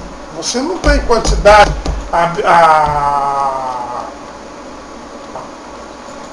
A Bíblia não fala em quantidade, só fala que se reunia em casas, mas eram grupos pequenos. Só toda a igreja. O problema aí seria encarcerar um princípio ao número. E aí você... Não, porque ele diz o seguinte, ele pegou esses números da Bíblia. Não, isso é verdade também. Ele pegou esse número da Bíblia, porque ele não tem grupo maior do que esse. Isso ninguém nega, porque não, tem. Isso grupo ninguém... pequeno, maior? Não, grupo pequeno tem. Não, ele está falando do grupo pequeno. Mas aí é que tá, aí você tem o problema da citância, o problema da aplicação. Você dizer que um princípio é bíblico, até sei, mas como você aplica esse princípio, que a igreja só alcança a comunhão por... Mas é um princípio, se ele é princípio, é um princípio, é ele que dá base às regras, é o fundamento. Sim, mas aí é que tá, vamos a Atos 2. Quando nós chegar lá... Vou ler aqui para vocês na página 84. Ele diz assim: no entanto, a primeira reunião realizada como um encontro de poucas pessoas, envolvendo familiares, vizinhos em uma casa, com o objetivo de salvação, em comunidade e comunhão espiritual, ocorreu nem antes nem depois, mas exatamente na noite anterior ao êxodo. É o primeiro momento em que o pequeno grupo atravessa a rua e assume conotação missiológica. Nessa noite, o povo de Israel reuniu-se em seus lares e, pela primeira vez, em grupos pequenos de famílias e vizinhos, participaram de uma cerimônia religiosa, uma refeição dentro de suas casas, cujo significado projetava-se para além de sua época. Êxodo 12 e 14. Utilizando como alimento a carne e meio de libertação o sangue, uma simbologia cristã, o cordeiro. Rememorando sua origem no Éden e sua prática na história patriarcal, quando comungavam em torno do cordeiro. De forma intencional, o cordeiro é o elemento daquela ceia. O cordeiro deveria ser comido. Assim nós nos alimentamos de Cristo. Sendo o cordeiro o pão, esse simbolismo se aplica às reuniões de pequenos grupos realizadas no presente. Nessas reuniões, as pessoas estudam a Bíblia, alimentam-se da palavra de Deus, o pão da vida, que é Jesus Cristo, o Verbo encarnado.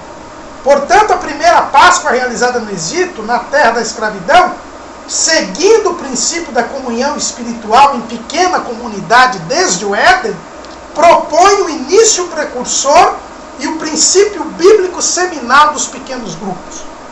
No relato bíblico subsequente, a Páscoa passou a ser um evento de celebração, uma santa convocação. Levítico 23 e 8. Não mais um encontro de grupos pequenos. Entretanto, pode ser observado que por ocasião da festa anual da Páscoa e nas festas religiosas em geral, as famílias novamente reuniam-se em grupos pequenos e partilhavam juntos dos alimentos sacrificais, demonstrando a consolidação desse princípio e a prática consciente dessa orientação divina. O segundo momento precursor e seminal dos pequenos grupos, um grupo pequeno em comunhão espiritual, tornando a refeição pascal, ocorre séculos depois. Jesus e os apóstolos no cenáculo reassumem a história e entre o símbolo e a realidade, o princípio da comunhão da primeira Páscoa é retomado. O tipo encontra o antitipo. No Éden, o cordeiro morre para cobrir o ser humano. Na Páscoa do Egito, o cordeiro morre para alimentar o ser humano. No cenáculo, Jesus antecipa o símbolo da morte do cordeiro que salvará o ser humano. No Éden, outro animal poderia ter sido morto para cobrir o ser humano, mas o cordeiro era simbólico. Na Páscoa, outro animal poderia ter sido morto para alimentar o ser humano, mas o cordeiro era simbólico. No cenáculo, nada mais poderia substituir o cordeiro. O símbolo encontra-se com a realidade. O cordeiro que foi morto desde a fundação do mundo. Os elementos da Páscoa no Egito, o cordeiro, o sangue, a casa e as pessoas dentro das casas, são encontrados e aplicados na Páscoa de Jerusalém, celebrada por Jesus e os apóstolos. O que consolidou a Páscoa no Egito foi a refeição, a comunhão pelo alimento, o cordeiro e o sangue, a libertação, ambos simbólicos. Na Páscoa em Jerusalém, o pão e o vinho fazem parte da comunhão e simbolizam o corpo e o sangue de Cristo, o Cordeiro de Deus. O terceiro momento precursor e seminal dos pequenos grupos, em que um grupo, cerca de 120 pessoas, reúne-se para a comunhão espiritual, ocorre também numa casa, ainda em Jerusalém. Neste encontro destaca-se distintamente um elemento novo, a oração, e distintamente uma pessoa nova, o Espírito Santo, cumprindo-se a promessa de Cristo. É um momento de transição. Os elementos precedentes da Páscoa no Egito, repetidos na Páscoa de Jerusalém, também são encontrados na Igreja Apostólica. O princípio se sustenta e se repete em reuniões nos lares cristãos, para o partir do pão e comunhão na refeição. A expressão sugere a mesma prática observada mais tarde nas igrejas paulinas, uma refeição comum ou ágape que é reassociada à ceia do Senhor. Lares particulares fornecendo os locais de reuniões. No Pentecostes, um grande número de judeus abraçou a fé cristã e não há evidência de que um grupo tão grande pudesse se congregar num único lugar. O padrão é antes o de muitas pequenas igrejas lares. Este também é o modelo das igrejas de Paulo, pois frequentemente lemos a respeito da igreja em casa de alguma pessoa. Esse encontro nos lares passa a ter uma designação teológica: koinonia, comunhão. Também do outro lado. Historicamente, o caminho traçado é muito bom. O problema é que no meio do traçado histórico, eles colocam algumas observações de ordem pessoal. Entendeu? E essas observações é que são o problema. Por exemplo, há de se considerar que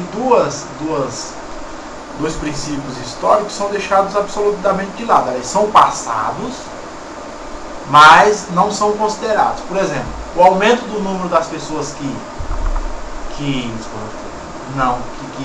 participam da Páscoa. Sim, mas o fato de eles aumentarem a Páscoa não impedia que eles depois, como a gente leu aqui em Neemias, o que ele diz é o seguinte: apesar de ter o aumento, eles continuavam se reunindo em lares, em pequeno número, porque esse era o princípio. Só havia comunhão, só havia companhia em pequeno número. E quando ele diz em Atos, quando ele pega Atos 2 e diz que, apesar de ter se convertido um grande número de pessoas, essas pessoas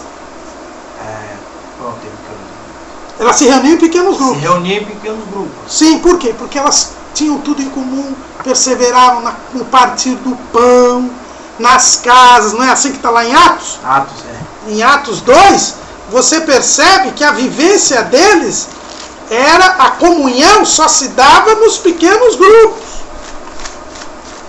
Apesar de eles serem 3.000, o que a Bíblia diz? E todos os que criam estavam juntos e tinham tudo comum. E perseveravam todos os dias no templo e partindo o pão em casa. Comiam juntos, com alegria e singeleza de coração. Então eles se reuniam em pequenos grupos. Não havia comunhão se não tivesse os pequenos grupos. Aqui ele cita aqui o George Ladd, você conhece bem aí, o teólogo, quando ele fala a respeito da comunhão cristã. Esse sentimento de comunhão manifestava-se por si mesmo, na comunidade em Jerusalém e nas igrejas em geral. A partir do Pentecostes, as reuniões nos lares se espalham por Jerusalém. Então, essa comunhão se manifestava na igreja. Diz ele, ela se manifestava na igreja em pequenos grupos. Não. Se não há pequenos grupos, não há manifestação. Essa comunhão se manifestava na igreja por causa do Cristo a quem a igreja servia, como diz Paulo lá no capítulo 12 de Romanos. Isso não quer dizer que a igreja obrigatoriamente tinha que estar em pequeno grupo. Eles dizem que tem que estar observando. Alô, minha irmã, tudo bom? Aí é que mora o perigo. Você dizer que a comunhão e a missão da igreja está atrelada obrigatoriamente ao pequeno grupo, esse é o problema. Porque dizer que a Páscoa é um símbolo da nova aliança, da Páscoa do Cristo, é verdade. Isso ninguém discorda. Não tem como discordar desse negócio. Agora dizer que a comunhão da Páscoa e a comunhão da nova aliança, que é a ceia do Senhor, só se dá em pequenos grupos, aí é que é o problema. É a mesma coisa do cara dizer assim, ó. É uma limitação muito grande. Você limitar uma obra de Deus, que é ilimitada pelo Deus vivo, a um pequeno grupo. É como se eu dissesse assim, não, você é igreja. Eu quero dizer, você é igreja. Mas você não é. Porque você não faz isso, não faz isso, não faz isso. Mas tem princípios bíblicos que devem ser seguidos? Tem. Mas você limitar a obra da igreja só a um pequeno grupo, aí é complicado, né? Então, você pega o princípio e transforma esse princípio bíblico ao seu bel prazer, e aí está complicado, né? Eu levando um caixão. Só vai se alguma coisa acontecer. A graça só acontece se você tiver em pequeno grupo. Eu só consigo pegar o evangelho se eu estiver em pequeno grupo. O Valdo já foi. Então, é complicado. Eu acho que isso aí é um problema que tem que ser resolvido. Porque senão daqui a pouco, meu filho, a gente vai... Agora eu fico ainda com os 3M, né? Os irmãos conhecem, né? É o M, primeiro M, mensagem, o segundo, mensageiro, e o terceiro, método. E os métodos são muito variados conforme a direção do Espírito de Deus que vai dando. Mas aí é que tá. Então, em cada período, o homem não pode cercar Deus. O Senhor é obrigado a cumprir esse método. É algo assim que é da soberania de Deus, em que às vezes um método pode dar certo para um determinado grupo, em determinado local, como deu para o Poion, né? Mas ele não pode generalizar. Você também tem que seguir esse, tornar-se um princípio, uma regra geral. Se vocês não fizerem como eu, Poion, estou fazendo aqui, vocês vão quebrar. Então ele não pode chegar a isso. Mas aí é que tá. O problema dessa tese é você limitar o método. Aí não pode. Porque, como a gente sabe, Deus é ilimitado. Eu estou dizendo aqui, professor, aqueles 3M, né, que os irmãos conhecem. Mensagem, o mensageiro e o método. Então, conforme a soberania de Deus, quem somos nós para conhecer o pensamento de Deus? Então, podemos chegar aqui e falar assim, a partir de agora vocês têm que seguir esse método. E para ele lá deu certo, não quer dizer que ele pode generalizar e colocar um princípio. Mas ele diz aqui, é o que é o método da Bíblia. Você não pode dizer, inventar. Está na Bíblia. Foi o método que eles aplicaram. E ele diz aqui, aplicou em Jerusalém, Paulo aplicou, todo mundo aplicou. E se a Bíblia é a palavra de Deus e o Atos é um livro modelo se isso fosse tão importante, da igreja, então, na verdade, é esse o modelo. Se não for esse modelo, nós não alcançamos o objetivo estabelecido por Deus. Então, se isso fosse... Que Deus não diz apenas o fim, mas ele diz o meio. Afinal, Jesus disse, eu sou o caminho. E aí, pastor? Isso é o que ele está dizendo, e aí? Porque o caminho para se chegar onde? A salvação das almas, ao cumprimento da missão da igreja. Então, o próprio Senhor disse, eu sou o caminho. Eu sou o caminho e o grupo é o método. Ele implantou os grupos pequenos. Ele mesmo foi o que começou. Mas por causa da circunstância. Mas aonde que está a circunstância aqui? Meu? A circunstância é histórica narrativa. Não tem isso daí. Não tem. Só se você desconsiderar toda a circunstância histórica narrativa. Só, mas Jesus ele não queria... Ele diz assim, ó. Os sacerdotes que já estavam com o templo, ele não queria começar com os sacerdotes, foram os sacerdotes que rejeitaram esse princípio que Jesus falou assim, não, eu já quero, eu cheguei, era o sacerdote fazer como João Batista, Senhor, toma conta do templo e dessas ovelhas. O sacerdote, não, aqui nós não queremos o Senhor, então por isso que ele teve que ir para a praia, começar com 1, com 2. Será? Ele diz assim, recapitulando sua trajetória, os princípios bíblico-teológicos para os pequenos grupos não se reúnem em um único momento ou evento, mas recolhidos através da história, podem ser entendidos como segue. No Éden foi estabelecido o princípio da comunidade. Na Páscoa no Egito foi mais caracterizado o princípio da comunhão, que é o coração dos pequenos grupos, através do alimento. O cordeiro, depois através dos símbolos do cordeiro, pão e vinho. Seguindo-se por meio do Pai, do Filho e do Espírito Santo e também da Palavra. No deserto foi estabelecido o princípio orgânico. Jesus estabeleceu com os apóstolos o princípio relacional pessoal, a comunhão através da pessoa de Cristo. Vinde a mim, permaneçam em mim, estou convosco todos os dias. A promessa é mantida. Jesus sobe ao céu e promete o Consolador, a fim de que esteja para sempre convosco. A presença de Jesus e sua comunhão seguem por meio do Espírito Santo. A promessa é confirmada. O Espírito Santo desce sobre uma casa onde um grupo de pessoas estava reunido. É verdade. Paulo e os apóstolos estabeleceram um princípio operacional. De casa em casa, Atos 2:46, e perseverando unânimes todos os dias no templo, e partindo o pão em casa, comiam juntos com alegria e singeleza de coração. Foi esse o método empregado na igreja. Esses princípios, o princípio da comunhão, coinonia, seguia com a igreja. Esses princípios não mudam. Onde estiver uma igreja operando em pequenos grupos, necessariamente eles estarão acontecendo. Eles são o fermento do pequeno grupo.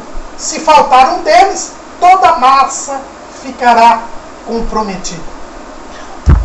A comunhão, o partir do pão, o compartilhamento da presença do Cristo se manifestará assim onde estiver a igreja reunida. Em pequenos grupos. Mas não em pequenos grupos. Não, ele diz, quando está em pequenos grupos, ele estará lá. Ele também não diz que quando não está em pequenos grupos, não estará.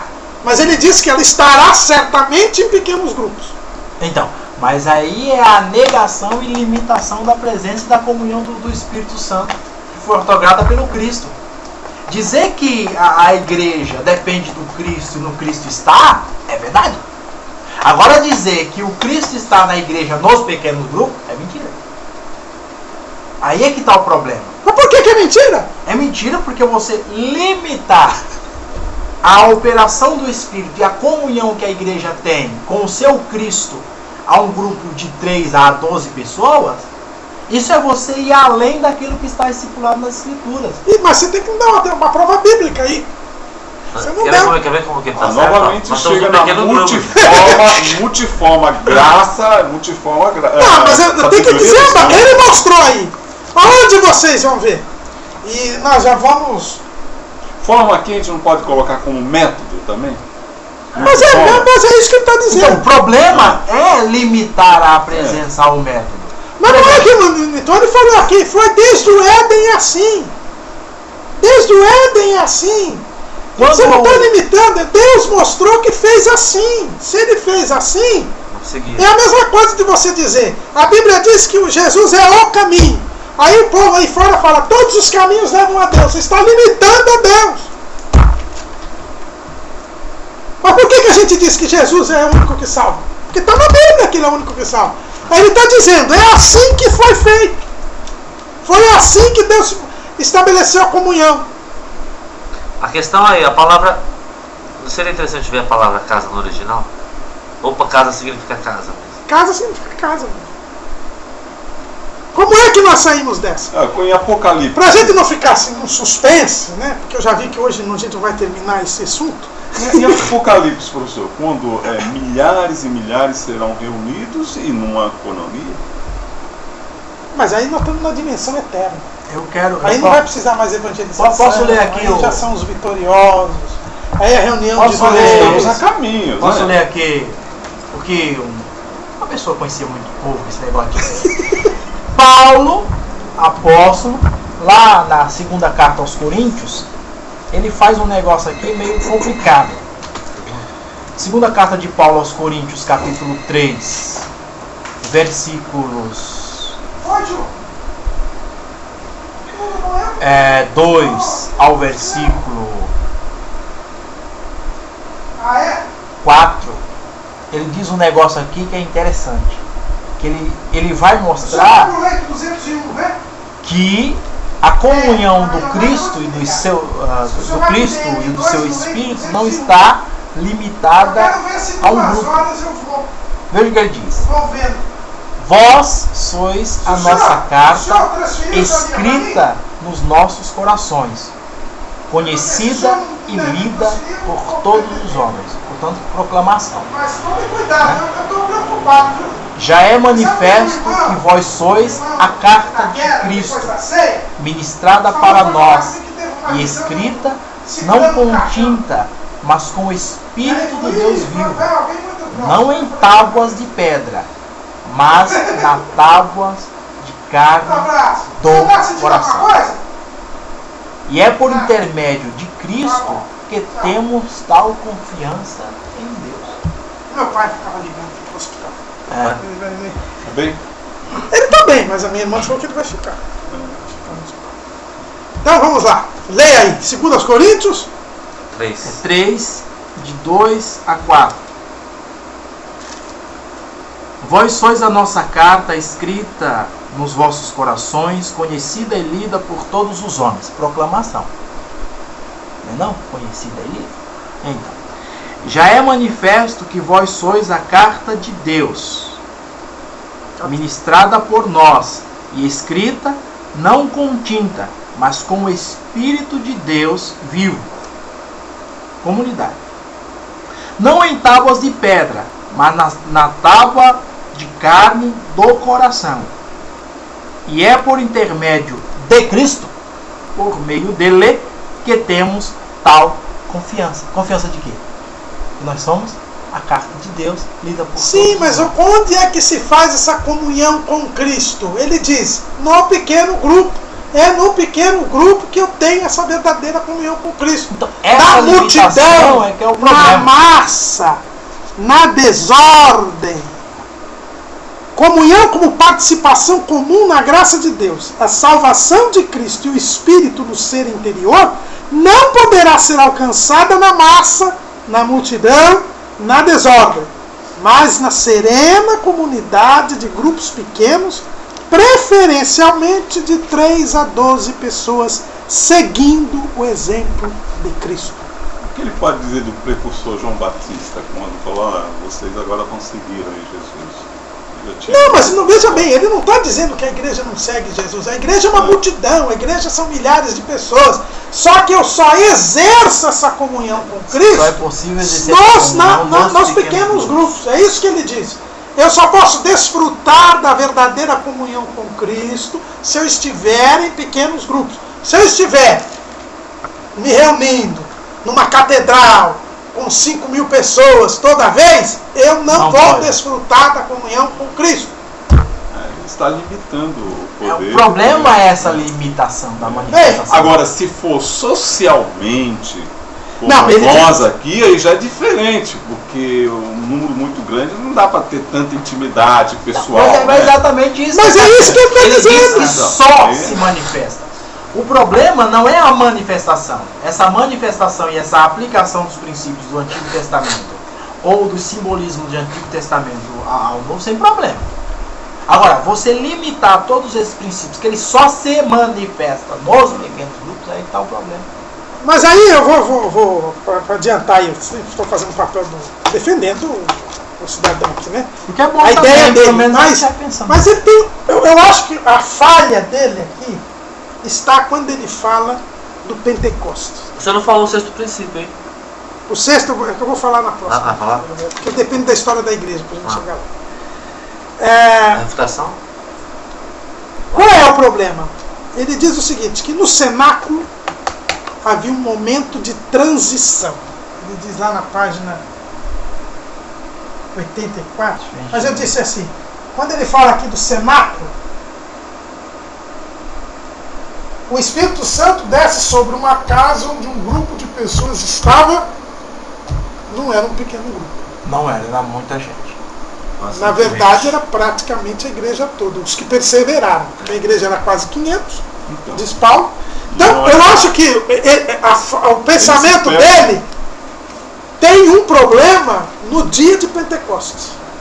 E os elementos para ser aplicado ali. Porque no dia de Pentecostes, você estava com a igreja toda reunida. Não era um grupo muito pequeno. E foi ali que eles receberam o Espírito Santo. Foram revestidos. E se eles não tivessem reunidos ali o Então eu acho que a falha do pensamento dele, quando ele estabelece o princípio, está justamente no dia de Pentecostes. Porque se você respeitar... No dia de Pentecostes, a igreja toda foi alcançada por aquela manifestação e bênção do Espírito. Porque se você pegar o princípio do tiozinho da limitação, você vai ter no dia de Pentecostes 120 pessoas, que é a igreja toda, a igreja nascente, a igreja existente, é aquele 120. Você vai ter que dizer assim, não vai acontecer agora não. Vocês vão para casa, dividam-se em grupos pequenos, eu derramo lá, depois vocês vinham celebrar aqui. Exato. Esse é o problema. Eles ficaram tempo em oração, 7 dias, né? 7 dias, eu sei que falava 10, eu ouvi o pessoal falar, mas eu cheguei à conclusão que são 7. Por causa né? 7 dias, eles ficaram ali orando, todos orando, buscando o Espírito, e Jesus mandou que todos fossem. A igreja toda. Então o revestimento de poder chegou a esse ponto. Então, a disposição de que a igreja está em pequenos grupos, e eles não eram nem organizados em pequenos grupos e que se reuniram. Houve uma ordem de Jesus em geral. Então, o que a gente pode dizer? Que as grandes congregações, os grandes grupos, eles não são necessariamente massa, multidão nem desordem, como ele diz aqui. Porque ele joga pequeno grupo e joga massa, multidão.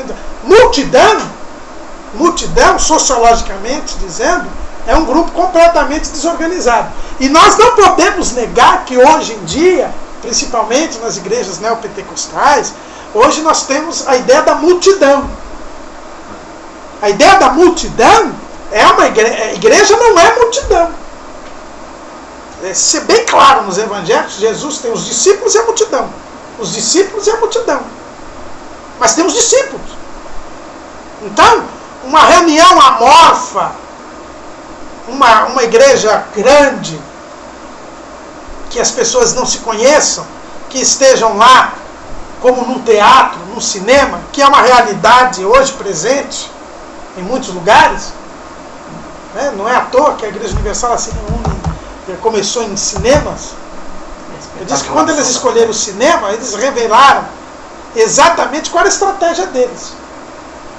E muitas das nossas igrejas também hoje vivem como um local de espetáculo, onde as pessoas vêm, assistem ao evento e vão embora sem nenhuma interligação. Isso é multidão. E nisso não há comunhão com Deus. Agora, isso não quer dizer que só no pequeno grupo eu tenha comunhão. Aí que eu acho que é a falha da tese dele. Agora, essa comunhão, ele não Entendeu? quer dizer a interação pessoal um para o outro. Não só. Para se afirmar, um ter o privilégio de atender outro, algumas particularidades. Na comunhão, ele diz assim, é de Deus com os homens e os homens entre si. E ele só diz que só há isso em pequeno grupo. E eu só tenho uma vida cristã verdadeira, diz ele, se eu tiver. Porque a Bíblia diz o quê? Que a vida espiritual nossa não é individual. Por isso que quando você usou aquelas experiências de Paulo e João, não tem cabimento. Por quê? Porque a experiência, a vida... Por que Jesus edificou a igreja? Porque a nossa vida espiritual não depende apenas de nós, e nem de nós com Deus. Ela depende da nossa comunhão. Porque a Bíblia diz que nós temos que amar uns aos outros, edificar uns aos outros, exortar uns aos outros, consolar uns aos outros, ensinar uns aos outros. Por isso que não é verdadeiro o chamado self-service, que é o cidadão dizer, eu sirvo a Deus sozinho, eu não vou em nenhuma igreja, porque tem aquele pastor que é ladrão, tem aquele pastor que é hipócrita, tem aquele escândalo na igreja, então você vê a Deus sozinho hoje em dia. Eu conheci até um obreiro que ele ficou desiludido, decepcionado com problemas de ministério, e ele começou a servir a Deus sozinho em casa, com a família dele. Inclusive, como ele era obreiro, ele até fazia senha. Até que Deus lhe mostrou que ele estava errado. Ele teve essa experiência. O Espírito Santo falou com ele assim, você é o único perfeito? Você se acha perfeito, você não tem comunhão comigo. Aí ele voltou com... Por quê? São dois extremos. Não é? Então, nesse ponto, o Humberto Moura tem razão em dizer que a comunhão é uma característica, e ele cita aqui o George Lader, a comunhão é uma característica da igreja. Você não pode ter igreja sem koinonia. E hoje nós temos perdido isso. Mas ao mesmo tempo, você chegar ao extremo de dizer que essa comunhão só se dará nos pequenos grupos, aí já é demais. Você precisa ter pequenos grupos na igreja. Porque se você, com uma igreja grande, com um número de pessoas, é logicamente que você tem as, eu vou colocar entre aspas assim, as panelinhas, mas não no sentido maldoso que a gente usa de panelinha. É preciso que você tenha essa, porque se você não tiver esse pequeno grupo, você não tem essa interação que é necessária para a sua vida espiritual. Agora, dizer que se não for no pequeno grupo você não tem comunhão com Cristo, ele foi longe demais. Berração. Nesse ponto você tem razão. Eu estava fazendo aqui o papel de... por exemplo, isso aí é que entra no negócio lá, do tal do que ele chamou de princípio orgânico. Isso é verdade. Você maximiza o poder de comunhão, de estar com o outro, de conhecer o outro, de experimentar no outro, as experiências que ele tem para a edificação sua no pequeno grupo, isso é verdade. Agora, limitar essas coisas só pequena, aí é que qualquer problema. Porque ele diz que a igreja está em pequenos grupos. Se ela não estiver em pequenos grupos, ela não se desenvolve. Não é? E aí fica a parte, que já é 11h30, nós vamos encerrar, mas a gente fica para a próxima aula, que vai ser, não semana que vem é quarta-feira de cinza. Eu acho que você não tem aula, você não vai vir para cá. E eu também marquei aqui com uma pessoa para ver um caso aqui. Mas aí no dia 29, que é um dia assim que só tem a cada 4 anos, né? Dia 29 de fevereiro, nós nos reunimos e aí nós terminamos. Que aí nós vamos ver a questão da história da igreja, que para ele dar o 6º princípio, ele vai usar da história da igreja. E aí a gente vai ver se ele tem sentido ou não. Mas a princípio, num primeiro momento, até para os nossos amigos aí do portal que estão nos vendo, para não ficar aquele negócio, porque eu fiquei naquele papel de advogado do diabo, acho que a maior falha dele é o Pentecostes. E o Pentecostes é fundamental na igreja. É a inauguração da igreja. E lá não havia um pequeno grupo. Lá havia a igreja toda. Não é? E então isso mostra que não há essa limitação. Agora, a vivência depende do compartilhamento, da comunhão. A comunhão é um elemento essencial da igreja. Mas essa comunhão não depende de número e não depende do pequeno grupo institucionalizado. Mas ele pode defender que ali no Pentecoste, no cenáculo, aqueles grupos vieram de certas regiões, mas estavam unidos. Não tem, porque Atos 1 desmonta isso. Em Atos 1, Jesus mandou que eles ficassem em Jerusalém. Jesus se dirigiu à igreja toda. Eles não existiam pequenos grupos. Desmonta essa história. Ok? Então a gente prossegue no dia 29, se Deus quiser.